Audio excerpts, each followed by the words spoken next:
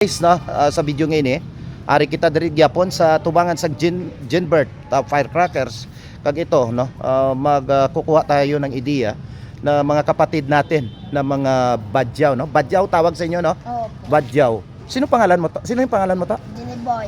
Jenny Boy. Wow. Malapit doon sa may-ari, Ginbert, Jenny Boy. Tapos ikaw, sino pangalan mo? Si Ivan. Ivan. Oh, tapos ikaw, sino pangalan mo? Si Jack. Si Jack. Oh, taga saan kayo? Saan kayo nakatira? Saan kayo nakatira? Dito lang. Saan? Sa Pasig. Sa Pasig kayo. Pero araw-araw andito kayo. Opo. Opo. Tapos Pasko. Ha? Alis na kami dito. Ah, okay. Saan kayo nakatira dito ngayon sa Mambusaw? Dito lang.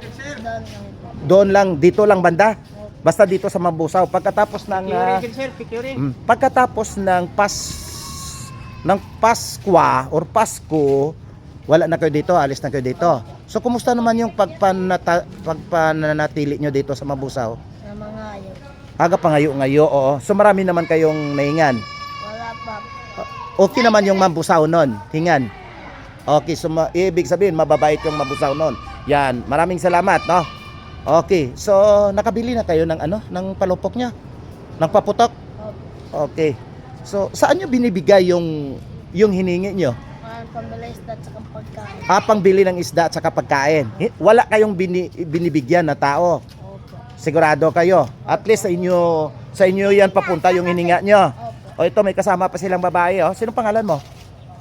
Anisa. Anessa, yun. Mababait naman sila. Bakit yung ibang mga badyaw hindi alam pangalan, hindi marunong magsalita?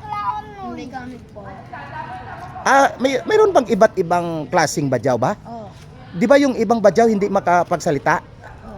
Bakit kayo makapagsalita kayo? Anong dahilan? Anong pinagmulan ng iba? Bakit hindi makapagsalita yung iba? Hindi ko alam. Pero alam mo rin na yung iba hindi makapagsalita. Oo. Parang naghihingi lang kung ano yung lengguwahe nila, badyaw. Okay. So, basta maging safe lang kayo dito, no? So nakabili na kayo ng paputok? Opo. Okay. So hindi naman kayo nanakaw. Hindi. Okay, mabuti yan.